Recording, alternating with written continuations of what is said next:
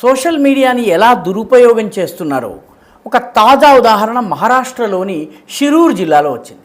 అక్కడ కొందరు అంబేద్కర్ వాదులుగా చెప్పుకునేటటువంటి వాళ్ళు, దళితవాదం పేరిట రాజకీయాలు చేసేటటువంటి కొందరు ఒక 19 ఏళ్ల కుర్రవాడి పేరిట ఒక ఫేక్ సోషల్ మీడియా పోస్ట్ని వాళ్ళు ప్రమోట్ చేశారు. వాళ్ళే రాసి ఆ పిల్లవాడి పేరు మీద పెట్టి దానిని దళిత గ్రూపుల్లో సర్క్యులేట్ చేశారు. అంబేద్కర్కి చాలా అవమానకరంగా ఉన్నటువంటి పోస్ట్.